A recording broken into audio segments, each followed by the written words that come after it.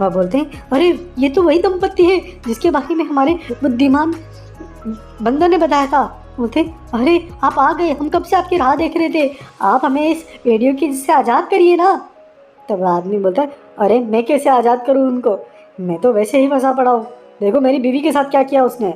लेकिन उसने मेरी बीवी के साथ किया है, मैं उसे छोड़ूंगा नहीं, मुझे बहुत गुस्सा आ रहा है, लेकिन मैं क्या करूँ, मैंने सुना है वह भेड़िया मायावी टाइप का है, उसको गोली मारो तो कुछ ही नहीं होता, क्या करें उसका। तब वहीं पे जो खरगोश होता है उसे राक्षस वाली बात पता होती है। वह बोलता है इंसान को, अरे इंसान राजा जी देखिए ना, उसके पास जो शक्ति है वो एक राक्षस की वजह से है। वो राक्षस यहाँ पे पास की गुफा में रहता है, तो वह पास की गुफा में रहता है, अगर वो राक्षस मर जाएगा उसके एक दिन बाद ये भी मर जाएगा। लेकिन वह राक्षस बहुत खतरनाक है, उसको कैसे मारना है हमको पता नहीं है, पता नहीं उस राक्षस का हम कैसे सामना करेंगे।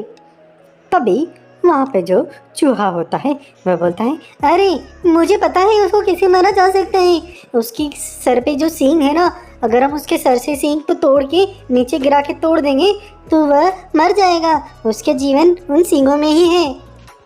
तब वह आदमी बोलता है, अच्छा ऐसा है तो मैं उस राक्षस का सामना करूँगा और उसके सींग भी तोड़ दूंगा, ये मेरा वादा रहा तुम सबको। ऐसा बोल के वह जो इंसान होता है वह उस राक्षस की गुफा के अंदर जाता है। राक्षस की गुफा के अंदर जैसे वह जाता है उसे राक्षस मिलता है। तब राक्षस बोलता है, आहा, बहुत दिनों बाद कोई इंसान मेरे गुफा में आया है, अब मैं इंसान को खाऊंगा, बहुत सारा बड़ा सारा है रे तू, तेरे को खा के मजा आ जाएगा। हा।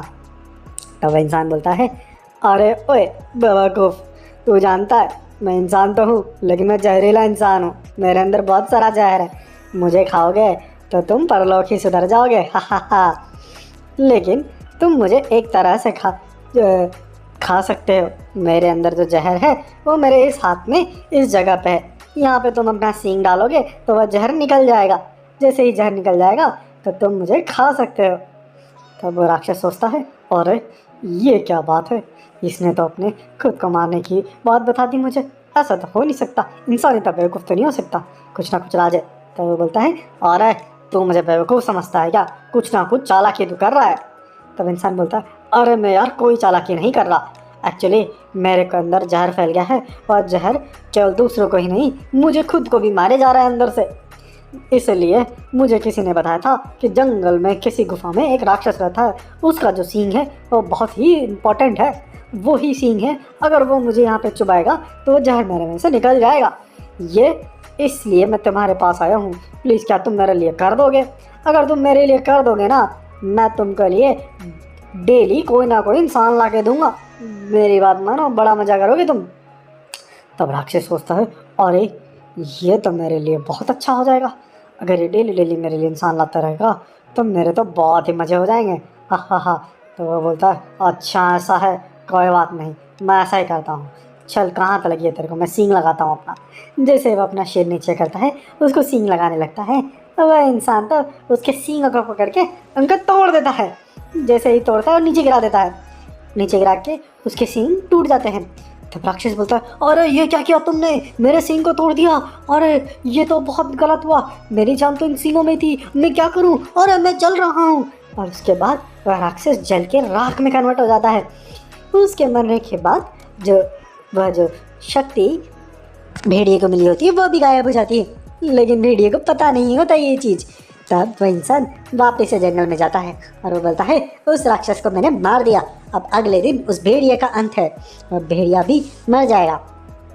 तब वह सब लोग अगले दिन उस भेड़िए के पास जाते हैं और उस भेड़िए को बोलते हैं, अरे ओ भेड़िए, आज तेरा आखिरी दिन है। वो बोलता है, ये क्या बात कर रहे हो, मैं अमर हूँ। ऐसा जैसे वह अमर बोलता है, थोड़ी देर बाद वह वहीं पे ही मर जाता है, क्योंकि एक दिन बाद उसको मरना था। भेड़िए के मरने के बाद भेड़िए के सारे जंगली जानवर जो उसके होते हैं सिपाही, वह लोग भी चौंक जाते हैं और वो बोलते हैं, अरे बाप रे, हमारा राजा मर गया, भागो यहाँ से भागो। सारे भेड़िए भी उस जंगल से भाग जाते हैं। उसके बाद वह जो इंसान होता है अपनी बीवी के साथ जंगल की गुफा के पास जाता है और हाथी और बाकी जंगली जानवर की मदद से शेर को भी उस गुफा से आज़ाद करता है और जंगल में शेर का राज्य फिर से स्थापित करके वह जो दोनों दंपत्ति होते हैं वह जंगल से चले जाते हैं। ये सोचते हुए कि हमने जंगल की कुछ भलाई करी तो हमारे पापों का भी प्रायश्चित हो गया होगा।